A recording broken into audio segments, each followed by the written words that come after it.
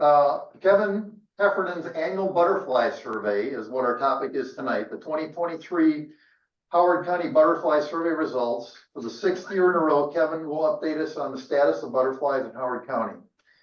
Kevin is the co-chair of Howard County Maryland Butterfly Survey. He's also a past president of Howard County Bird Club and is encouraging the planting of native pollinator gardens as part of the Howard Bee City Pollinator Committee and the Habitat Creation and Enhancement and Pesticide Reduction Subcommittees.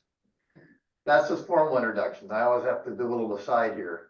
When I first got in the club, Kevin transferred the May count to me, and I was terrified. Amy Anderson and I were absolutely terrified, but Kevin, voice of reason and calm, he had checklists, he was always there. Chuck Stewart was also helping out as well. But, you know, we actually got through it and the birds actually got counted thanks to really organized checklists. And I'm finding checklists for presidents that Kevin developed when he was president as well. He's an incredible planner. So Kevin, welcome, and sure glad to have you to do the survey again. Good to be here. Microphone, give me the microphone. Kevin, you want that one? That's fine. Everybody hear me all right? Is that a yes? Okay. All right, good. Okay. No, actually, the microphone's not working. Yeah, it doesn't sound like it actually. Turn it on, baby. Turn it on. It's on, but it's not very loud. Yes.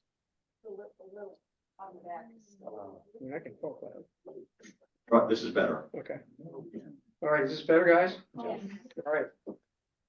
All right, well, thanks for having me, and thanks for putting this talk off till April. Usually it's in January, but we had some issues going on at the time, so I appreciate rearranging. And I also wanted to thank Sue Probst for the design on the shirts that lots of people are wearing tonight. So that's very cool. So 2023 Howard County Butterfly Survey results. That was year 10 in our 5-year survey. So we decided year 6 that it was going so well, we would keep going, and we're now in year 11. So I always start out with a special thanks. You can't do a survey of this size without a lot of people being involved. So starting with Kathy Litzinger, who helped me tons this year with the data, and took a lead role in data collection and organization and leading walks, etc. She's awesome. And of course, Bob Solom, who provides all the tools needed to get the data from the email to the spreadsheet where it can be analyzed, deals with walk announcements, photo gallery, posted trip reports, host of other things. We hosted 7 butterfly walks this past year. The leaders make the walks happen. So another big thank you goes to Woody Marple, Linda Hunt, Kathy Litzinger, and you know, who co-led the walks and whose expertise made the walks special. And we've had 30 plus people on these walks, so it really helps to have multiple leaders. And a big thank you to everyone who sent in a survey this past year, with particular thanks to the 22 people that sent in 10 or more surveys. So that's a big deal. And a huge thank you, to give you an idea, goes to Clayton Coons, who sent in 212 surveys. He's amazing, with a ton of photos to go with it. The highest number of surveys this year by over 100 over second place surveyor Linda Hunt. And, you know, Linda's in her 80s at this point, and she's a second place surveyor, to give you an idea. And finally, a big thank you guys out to everyone who sent in photos this year. They make a monster difference for us. They're appreciated. They're a big help in the educational aspect of the survey, and they're cool to look at. All right, so our 10-year overview. So 2023, we had 111 observers, which is the highest we've had in the 10 years. And I've included the folks that went on the butterfly walks in that list. But you can see the last 2 years, it's really jumped up because of the butterfly walks. We had fewer surveys this year because, like any survey, it's the top few that are the big contributors. And most of them had, you know, some form of health issue or family issue going on. So we actually had like 3/4 of the surveys that we had in our peak year of 2021. But still, we had a duration of 48,000 minutes. We had 70 species and 19,500 butterflies. Can we use this again? Yeah, You have to try the other one. that sounds like a battery issue. Okay. I can talk real loud. Okay, that helps. Okay. So if you look at the data, the total number of species, we had a new species this year for the first time in several years. So we're up to 81 total. We've seen over 215,000 butterflies in the 10 years, which is pretty freaking amazing. We've been able to find flight times and early dates and late dates, and we put together overwintering strategies and things like that. So there's a lot of data on the website for people to use. And if you look at the total amount of time in the field, it's 437,000 minutes in the field, which is equivalent to 3.5 man years worth of effort. And think about that. This surveys like this don't happen on their own. So thank you for all the volunteers. Speaking of which, these are all the 100 and some folks that contributed this year. I'm not going to read this, just stuff, but you'll probably see your name up there. So number of surveys submitted. Obviously Clayton with his 212 really stands out, but Linda at 109, Kathy Litzinger at 104, Jim Wilkinson at 57, and Ned at 44. Those 5 contributed over half the surveys right there, out of the 100 plus that we've had. So thank you for that. The Claytons were particularly important since a lot of the real key people weren't there as much. Yes. How do you define a survey? So you go out, you take a walk, you see butterflies, you write down what butterflies you see and how many of each, and then you go to the website and there's a form on the website. You fill out the website and send it.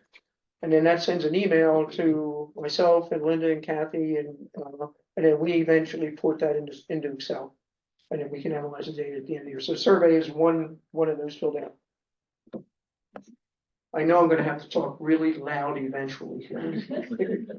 I can do that. Okay, so we had 878 surveys submitted by 113 people this year. And multiple names on the same survey raised that to 998. So to give you an idea, and 5 people submitted half of those. So thanks to the 113 people that contributed to the survey this year, I found my first mistake. Okay, some highlights for the year. So we saw 70 species again, and 1 new species for the survey, which is pretty amazing. I'll get into that later on. We had high counts for 7 species and second highest count for 2 more, and low count for 8 species and second lowest for 12 more. Of the 70 species found this year, 26%, 18 of them had less than 10 individuals. So some of them are pretty hard to find. And we didn't find dusted skipper for the 5th year in a row. And to give you an idea about dusted skipper, on the western shore, it's found in 3 places. It's found at Patuxent Wildlife Research Center. It's found at Soldier's Delight. And up until recently, it was found on one hill in the Murray Hill neighborhood in Howard County. And what happened was the county, basically got the sludge out of the lakes and dumped it right next to that hill, and we haven't seen them since.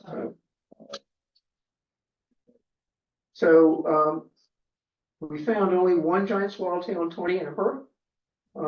Between 2015 and 2021, 11 harvesters were reported. In 2022, 14 were reported, and it was the butterfly of the year.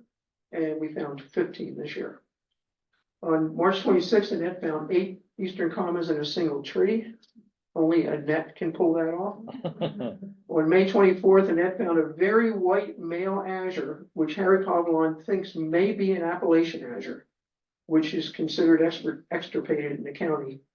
We weren't able to count it. They wanted a little more data before they counted it, but stay tuned for this year. Here's another slide on that. Clayton found a sleeping orange on April 8th in winter form, indicating that it had overwintered, which is another indication of climate change. And I will show you later on that Bonnie found one this year in March, which was not only an early date, but also an overwintering one. Monarch numbers dropped from 928 in 2022 to 374 in 2023. So we're starting to see, that's the first time we've seen a dramatic drop in monarch numbers. Second lowest number in the 10-year survey, and it's worth watching going forward. So Great Spangled for Larry, American Copper, Common Checkered Skipper, 20-inch skipper, and monarch are species to be watched. One of the advantages of a survey is that data over the long term, and you get a sense of trends. We conducted 7 butterfly walks, 6 at Mount Pleasant, 1 at Elkhorn Garden Plots. Spotted lanternflies were found in numbers in the county for the first time this year, something to remember this year by. And we updated I'm about to update the early late dates based on the data from the last couple of years. So we had 19 species that we saw between 100 and 1,000 individuals. As you can see, Sachem had 6,037 individuals, which is the highest number of any species for a year during the survey. Cabbage white had over 6,000, but like 6,020 or something a couple of years ago. And then these are the usual, the usual suspects here. We had Sachem, cabbage white, tiger swallowtail, eastern tail blue, pearl crescent, orange sulfur, silver spotted. These are the usual group that you see in large numbers in the county every year. And if you go to the rest, you can see we had 30 species between 10 and 100 individuals, or between 10 and 100 individuals were reported. 18 had less than 10, less than or equal to 10. And we had 2 with only a single, the giant swallowtail and the tawny emperor. So this is just another way of showing that data, but you can get a sense that, Sachem by itself was, over a quarter, close to a third of the butterfly seen. And if you include cabbage white and eastern tiger swallowtail, you got half of the butterflies that we saw this year. So I put this chart up every year. It gives you a sense of, your question is how many species are you going to see for the year? And we average right around 70. And really the key is, if you look at the ones in green, they've been seen 8 or 9 years out of the 10-year survey.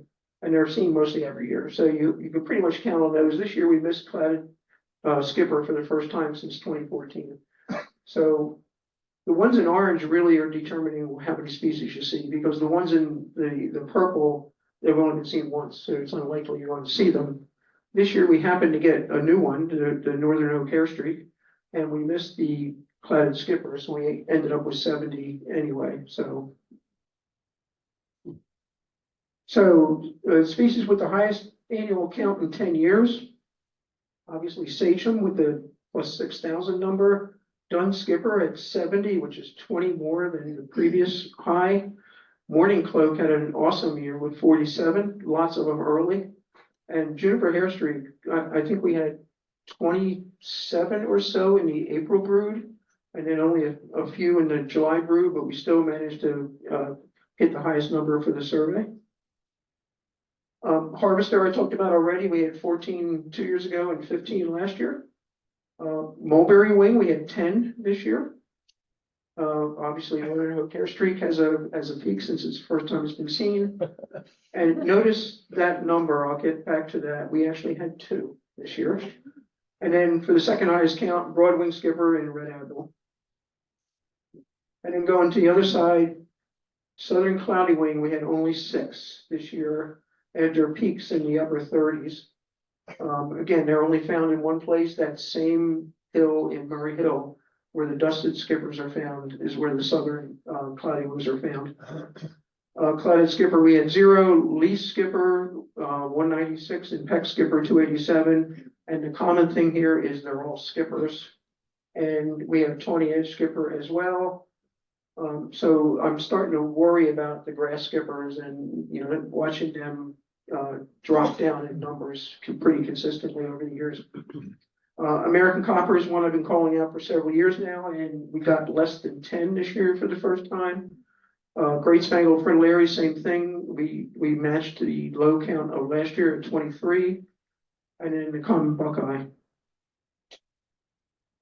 And these are the species with the second lowest count in 10 years.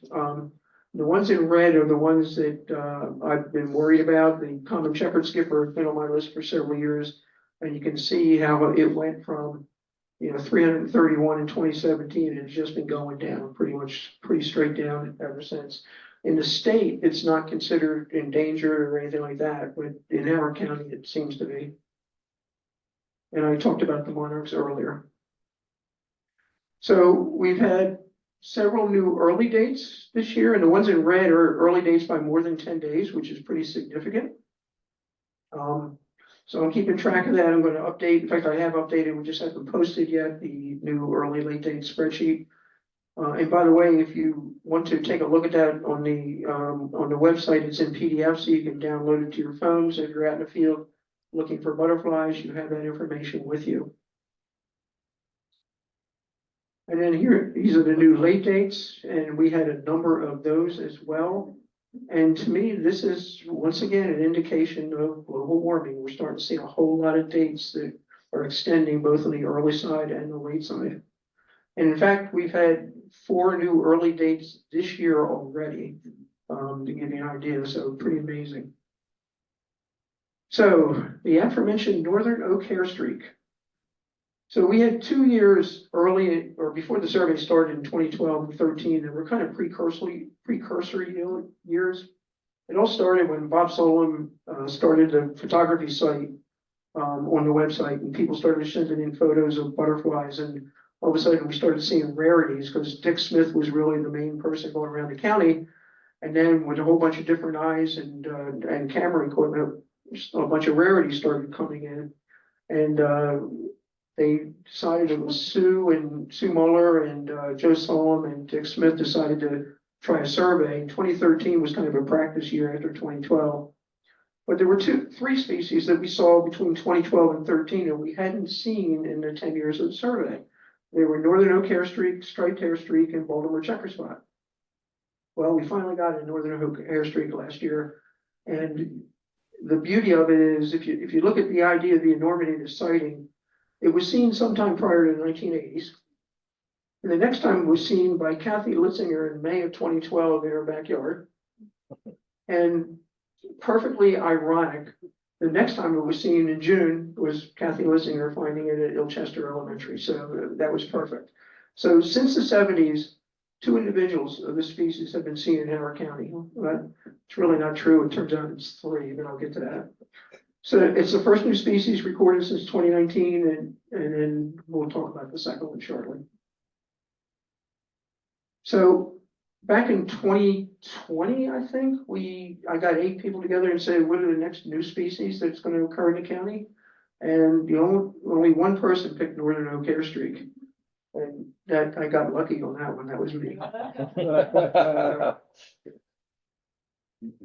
But we may have another one. So Annette found this very white male azure on May 24th.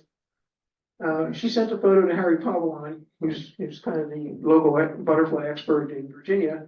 And he basically thought it was an Appalachian azure, which is considered extinct in the county. It was considered very rare in the 90s. So he said he couldn't 100% certain say that's what it was. So he wants more investigation and more photos. You know, they basically use black cohosh as their host plant. So we didn't count this sighting by Annette's request. But again, to give you an idea of the enormity of this one, Appalachian azure was considered rare in 93 and 2000 and extirpated in 2012. So you can be guaranteed we're going to be looking for this one this year. So getting the monarchs, the eastern population of monarchs shrunk by 84% from 96 to 2014. The International Union for Conservation of Nature has labeled it as endangered. The number of monarchs during the survey actually stayed pretty constant here. We had that one peak here in 2018, but other than that, it was pretty constant. And then this year it dropped by, probably 60% from last year. So it's certainly worth monitoring in the coming years. So harvester has always been one of the more difficult butterflies to find. It's in the woods. Its host plant isn't a plant, it's carnivorous. And it basically eats aphids. So if you find a tree with aphids on it, you have a shot at seeing a harvester, but they're tough. As you can see, we had 7 in 2014, but then 4, 1, 1, 1, 0, 1, 3. And then boom, in 2022, we had 14, and this year we had 15. But the best sighting I thought was Heidi Osterman, who in Harvester found her. And she even got a picture on her nose, which was pretty amazing. So, and that's the beauty of getting the photos sent in. She sent in a butterfly report of Harvester on it, and I sent her an email saying, "Are you sure?" And she sent me this photo, and I said, "Okay, you win." So, John, the giant swallowtail whisperer, so mostly it's lantana in your garden, is that right? Mhm. So they've been reported in 6 years out of the 10. And every year that we've had giant swallowtails in the county, John's had them in his garden. So in 2016 and last year, he was the only person to report one in the county. So in 2022, a giant visited Linda Hunt's garden, which is this photo. And then a day or so later, visited John's garden. So we only counted it once. But the notches in the wings on John's photo match those in Linda's, so we only counted one sighting. So we've seen a total of 23 over the survey, and John's seen 9 of them. So 39% of the total. Thus, the giant swallowtail whisperer. They nectar on lantana and John's plants in the garden each year. And one of the questions is, why does this late season southern migrant show up at John's house so often? What is it about your house that brings them in? I mean, it's obviously that you're looking, and a lot of people aren't, and you can see the lantana, you said, through your dining room window, but I mean, that's just amazing that they tend to end up in his garden every year that we see them. So the second northern oak hair streak, we were at the event at Mount Pleasant, the Meet the Pollinator event last year, and Bonnie Bedelia said, "What kind of hair streak is this?" And I looked at it and I had to think about it. It didn't quite fit anything that I'm used to. And it turned out to be a second northern oak hair streak. And unfortunately, it was deceased. They had just sprayed the house around the border of the house. And they found this butterfly on the ground. So this is an S1, S2, highly state rare butterfly that was just killed by pest control companies doing barrier treatments. And they claim it's a normal and safe way to protect homes even when there's no problem to begin with. So this is the kind of thing we're trying to push back on. The chemicals used are pyrethrins, I'm probably butchering the word, pyrethroids and other insecticides that can be harmful not only to insects, bees, butterflies, moths, fireflies, and others, but birds that eat them and other wildlife, and also to children and pets. So the products are counterproductive, harming and killing spiders and predatory organisms that are already providing natural insect control. So we did 7 butterfly walks this year between June 20th and September 3rd. 6 were at Mount Pleasant. The 7th was at Elkhorn Garden Plots. We averaged 21 people per walk and 20 species per walk. We had the 2 walks in June were during pollinator week, and we always look for coral and banded hair streaks that are out for 2 or 3 weeks around that time of year. They're both tough to find butterflies, and we got them both on both walks. The June 20th walk had 28 people. Each walk had between 2 and 4 leaders, and we plan to have a similar number of walks this year as well. In fact, we just decided on a date, so they should be on the website shortly if they're not already. So first butterfly of the year. One advantage of doing this talk in April instead of January is that you can talk about the first butterfly of this year in addition to last year. So last year in 2023, the first butterfly was on February 15th. It was a morning cloak. Annette found it. And there's a picture of it on Winklepin Trail.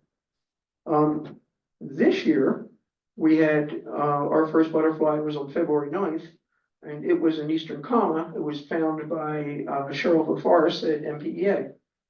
So the interesting part about last year is up until last year, the most number of butterflies we had seen in February during the survey was 3. And last year we had 19, including 13 in one day. So pretty amazing. This year we had 2, so we're back to normal. And the earliest sighting of an unidentified butterfly, which you're almost always either morning cloaks or one of the anglewings, was Bonnie Ott finding one on January 12th of 2020. We couldn't count it because we didn't know which of the anglewings it was. But, you know, oftentimes when I do this talk in January, I say keep your eyes out because you can see something this time of year. So the last butterfly of the year, was, you know, the rules are it can't be a cabbage white, you must submit a photo and it's a butterfly report. And it can't be one of the people involved in the survey. So Jim Wilkinson won it this year. He had an orange sulfur at Meadowbrook on December 8th. And I said, Jim will receive a copy. Well, he got it. So we got the photo. And interestingly, orange sulfur is often the last butterfly seen. So there's some interesting observations for the year. So like I said, the winter form of the sleeping orange, Clayton had a photo of it on April 4th of 23. And it's in winter plumage with this brown on the hind wing, the lower hind wing. It's the first confirmation of a sleeping orange overwintering as an adult. We pretty much suspected that was going on, but we hadn't really gotten a photo of it. And then this year, Annette had, not Bonnie, it was Annette, that had one on March 14th. A second one, also winter plumage at NPEA. So it's pretty clear that these guys are now overwintering in the county as adults. So Annette found a cloudless sulfur caterpillar on October 2nd. This species is not thought to overwinter in the county. It's one that migrates back and forth. It's a real strong flyer. Assuming it pupated a couple days after this photo was taken, that's a pretty good sized caterpillar. And spent 10 days in the chrysalis. It probably came out in mid-October, and that does still leave it enough time to migrate south, but it's got to giddy up and get going once it comes out. So on April 24th, Andrea Cochran photographed a monarch ovipositing on a recently emerged milkweed. So look at this milkweed plant. It's about an inch tall, and there's a monarch laying an egg on it, and I sure hope that milkweed grew fast. So I'm guessing that this butterfly probably came from Florida or the Gulf Coast as opposed to Mexico, since it was here that early.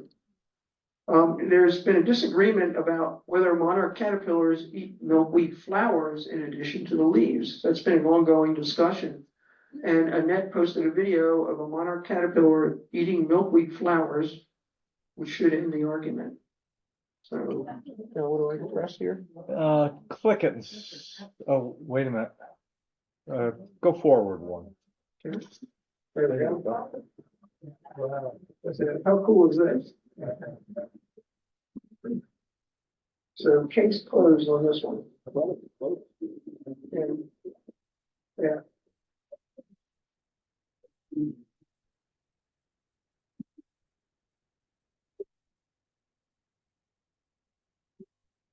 So moving on with interesting observations, Linda Hunt managed to get both ends of a meadow fritillary reproduction cycle.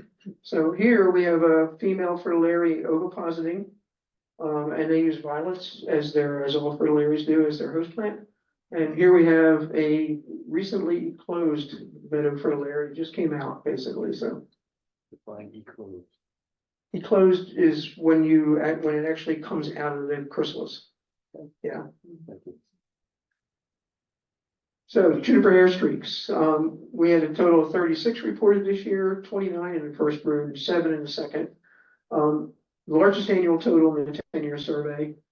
Annette again reported 16 at Mount Pleasant on April 17th alone. And Linda had 6 at NPEA Cleggs Meadow. We had 5 on one of the butterfly walks on July 10th. That was the second brood. So the 7 in the second brood, 5 of them were found on that one walk. And the interesting thing about it, you know, when you're on a walk, and a lot of people don't bring binoculars for that walk, so you're looking up and you're seeing this little thing flying around at the top of a red cedar tree. Well, this is what you're seeing when you get a decent photo of it. So this is a photo by Linda. And so this is to let the people who were on that walk know what they were looking at. So some more interesting observations. Annette again had a gray hair streak caterpillar at let's see, the Shrine of St. Anthony's on October 4th. This is the first report of a gray hair streak caterpillar during the survey, to my knowledge. The last time I said that with Tawny Emperor, and I got roundly corrected because Kathy Litzinger had dozens of them in her yard. American Lady Caterpillar, again by Andrea Cochran, and again, I think this is the first time that's been reported. And of course, we had the spotted lanternfly this year. They were all over the place at Mount Pleasant. So sachems, we had 6,037 sachems reported this year. It was the highest annual number for any species during the 10-year survey. Linda found 500 between September 20th and the 21st, and yes, that number is correct. And you can see by month how they blow up in September. They don't show up till May in small numbers, and in June are small numbers, and then they start coming on in July and August, and then in September they take off. And of course, in the butterfly emails that I send out in August, I reported that the sachem numbers were down this year.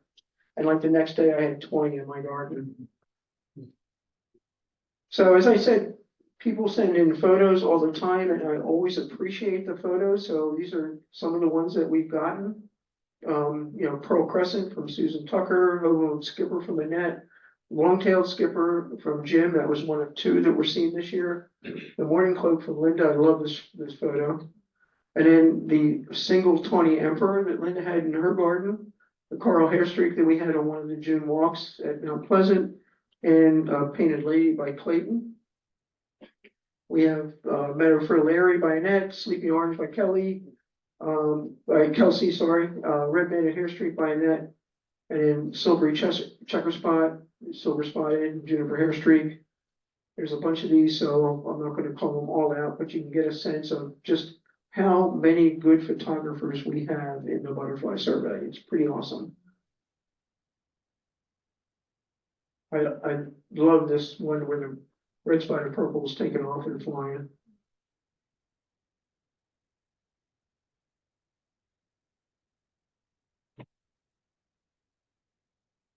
And here's a falcate orange tip, which is what we're starting to see right now. We've had 2 reported so far this year. They're one of the spring specialties that are only out for a few weeks in the spring.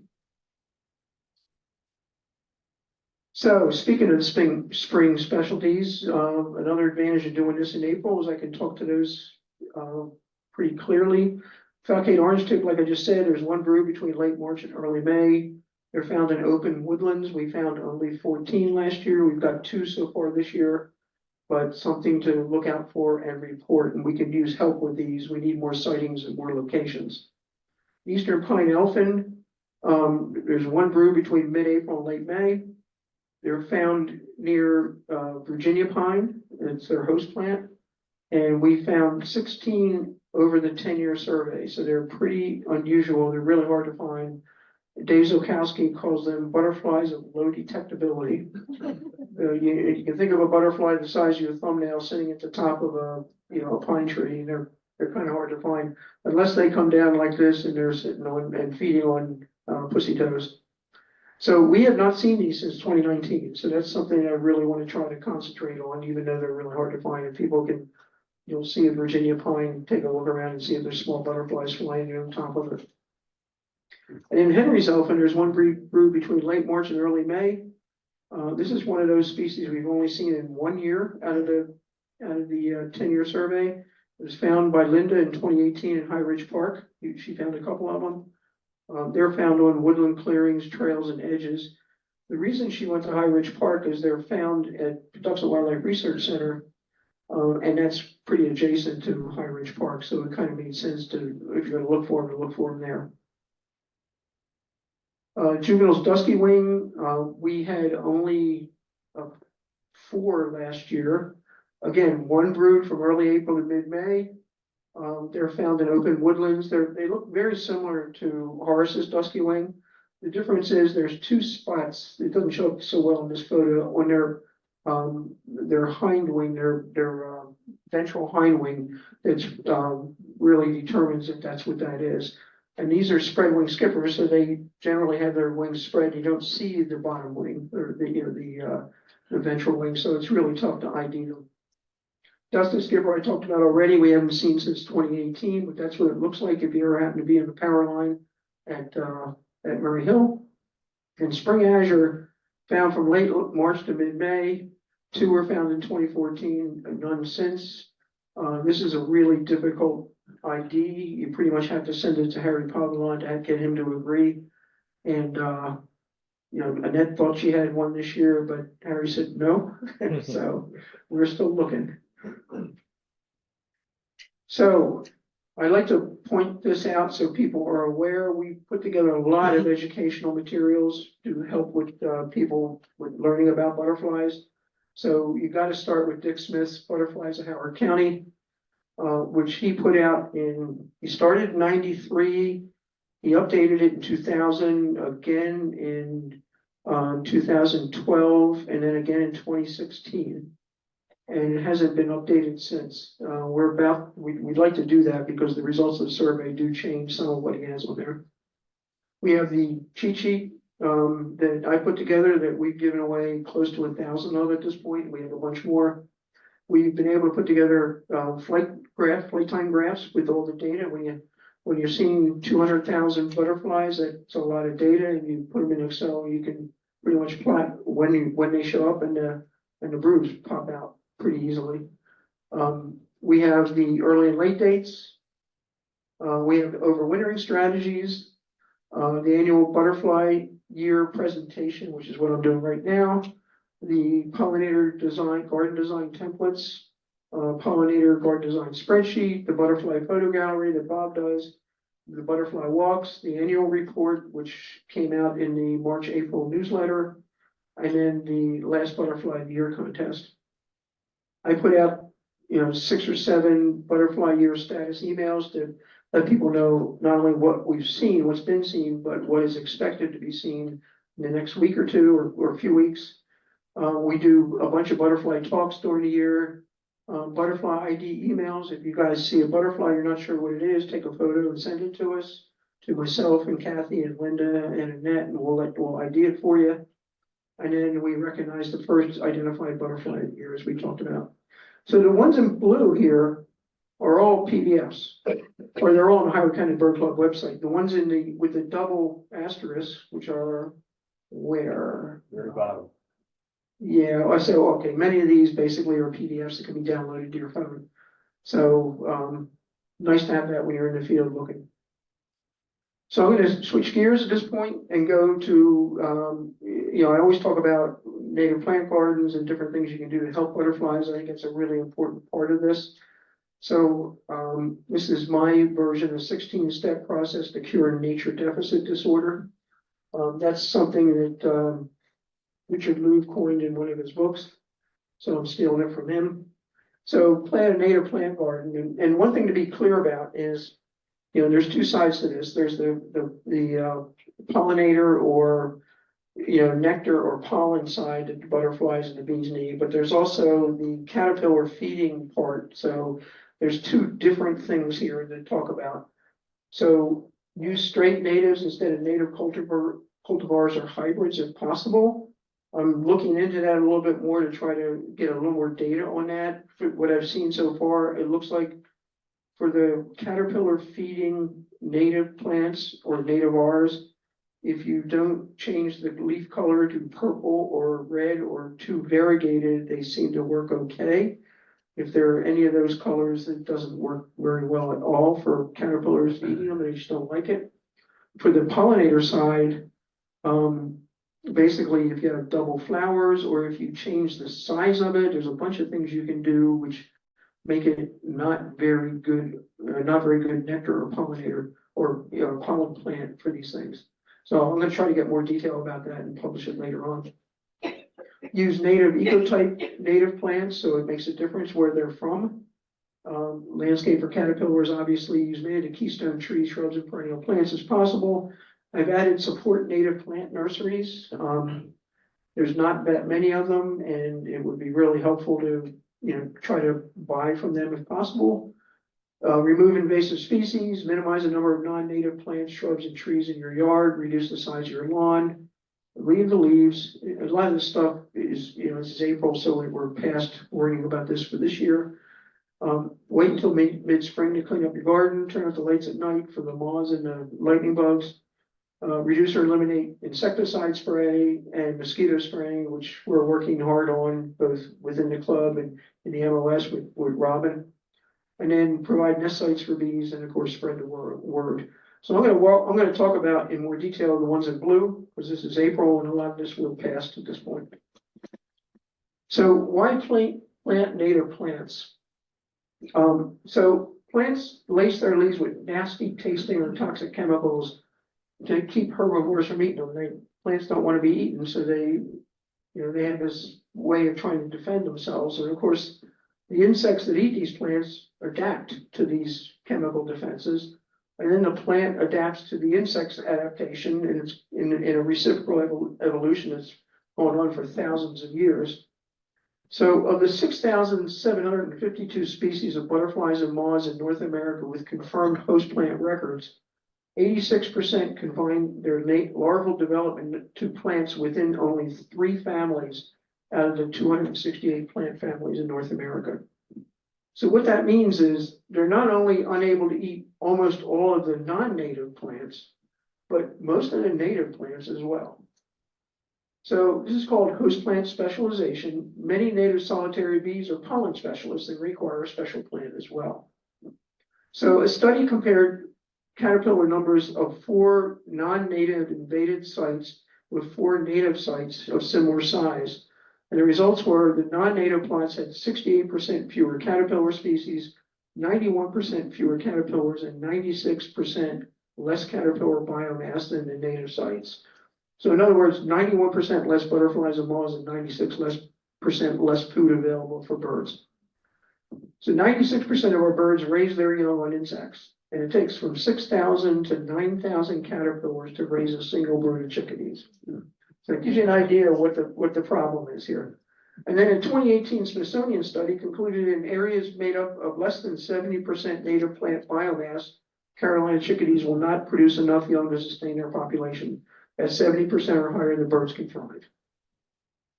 And then finally, Mount Cuba Center conducted a survey of 14 local nurseries in Pennsylvania, New Jersey, Maryland, and Virginia to determine what percentage of plant taxa sold by local nurseries are native. The answer is 75% of them are non-native, which the caterpillars can't eat. 19.3% are native cultivars or hybrids, many of which the caterpillars can't eat. And there's 5.7% straight natives. So now you see the problem. Also, 2% are invasives and another 2% are in the invasive watch list. So we got a problem here. So getting back to the caterpillar food, these are the keystone tree shrubs and herbaceous plants that was published by Doug Tallamy. If you can plant an oak tree, that's the way to go. 534 species of butterflies and moth caterpillars it supports. And you can see the numbers. Mostly the caterpillars are going to be feeding on the trees and shrubs, not so much the herbaceous plants. So you can see just by the numbers. And of course, if you don't know Doug Tallamy, grab one of his books and read it. He's freaking amazing. So these are in my opinion, best native nectar plants for butterflies. So Joe Pye, bee balm, asters, goldenrods, milkweed, the 3 milkweeds, purple coneflower, gay feather, boneset, thoroughwort, New York ironweed, field thistle, be careful putting that in your garden, and buttonbush. But the big question is it okay to use non-native annuals in your native plant garden? So plants native to this area are best choice for pollinator gardens as they're disease resistant, naturally adapted to the environment. But supplementing these native plants with non-native, non-invasive plants will guarantee a continuous supply of nectar and pollen throughout the growing season. So a lot of bees are pollen generalists, and butterflies will eat nectar no matter what it's on, basically. So bees and other pollinators need a continuous supply of nectar to provide sugar for energy and pollen to provide vital proteins and fats. So if you choose the old-fashioned simple blooming annuals instead of double bloomings and hybrids, you're better off. And the common advice is to try for a 70-30 or 80-20 native to non-native ratio. That's what pretty much everybody says. So try plants like zinnias, lantana, Mexican sunflowers, tall verbena, cosmos, salvia, angelonia, and alyssum all work to bring butterflies in. And once they get here, they'll find the plants for their caterpillars and lay their eggs, and you're going to get a lot more birds and a lot more butterflies. So But remember to keep the 70-30 and 80-20 and not use invasive plants. So I tried to put together a slide of local nurseries that sell native plants. And you can see this column here, the ones in blue and yellow, blue X's and yellow, basically sell only native plants, only straight natives, no nativars, no cultivars, no non-natives. So they're the ones to look at. We have Howard EcoWorks and Jessup. Lawrence is good, but she also does, native cultivars and some ornamentals. But you can go through this list and get a sense. But that list is what, a dozen, and you have to go 114 miles away to get to some of them to give you a sense of how common they are. You also have mail order nurseries, but you got to be careful with those because some of those are don't use plants with local ecotypes. And eventually, I think, and we're starting to see this, is some of these mail order nurseries are putting together customizable trays and pre-planned garden trays. So, for someone who wants to start on a native plant garden, but doesn't know what to grow, you can go to, or hopefully in the near future, you can go to places like Prairie Moon Nursery, but a Prairie Moon Nursery in Maryland, so it's native ecotypes. And they sell 38 plant trays with plugs in them that basically are your entire garden. And they have a layout for you to put down. They're for 100 square foot garden. You just clear 100 square feet and have at it, basically. And they have it for sunny, dry, sunny, moist, shady, wet, etc. So I'm really hoping that one of the native plant nurseries starts doing that locally. And in fact, we have one of them, My Home Park, that's starting now with some of the pre-planned garden trays. It's worth looking at this point. And they are getting plants from local nurseries in Maryland. So something to look forward to, look at if you don't know what to plant and don't want to go through the learning curve of what to plant, just grab one of these and have at it. Also, you instead of traveling 100 miles to a native plant nursery, they come here for native plant sales. So here are the list of some of the native plant sales that are going on in the next few weeks. Howard County every year has a Trees for Bees. It's a little too late to order it. It's already occurred, or it's about to occur, but the orders are already in. But you can see, Greenfest on Saturday, for example. And also there's a plant share at Oakland Mills. So if you have plants that you want to trade, you can trade your plant for another plant, a first round draft choice, and some cash. I put together a spreadsheet with native plants in it with pretty much everything you wanted to know but were afraid to ask. So, bloom, start and stop, color, height, spread, whether it's native. I have a few non-natives in here, nectar value, host plants, hummingbirds, whether it's a perennial, biennial, annual, whether it likes wet, moist, or dry, whether it likes full sun parts in their shade, with the deer, whether the deer like it or not. And then there were 2 studies that were done, and the results of those studies about whether it's very high pollinator value, high, medium, or low. And then Penn State did a study, and whether it's in the top 20 of the Penn State study. So, and the beauty of this thing is it's in Excel, and you can sort it. So if your garden situation is sunny and moist, you can sort it off of that, and the plants pop out that work for those conditions. That's on the Howard County Bird Club website as well. So this is it. Your garden will be an oasis. Your yard will be an oasis for bees, butterflies, and birds in your neighborhood. Register your garden with Bee City and get this sign. Report your butterfly sightings to the butterfly survey and sit back and enjoy the show. And thank you. I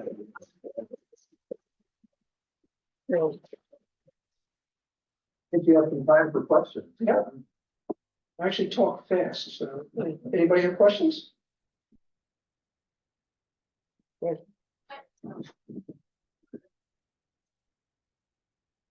don't have a question, but I do have a shameless plug. I'm Stephanie Oberly. I'm the director of Brookside Gardens, and we have a plant sale on Yes, April 20th. And one of the sources for our plants is Pope Farm Nursery, which is a nursery that's owned by Montgomery Parks.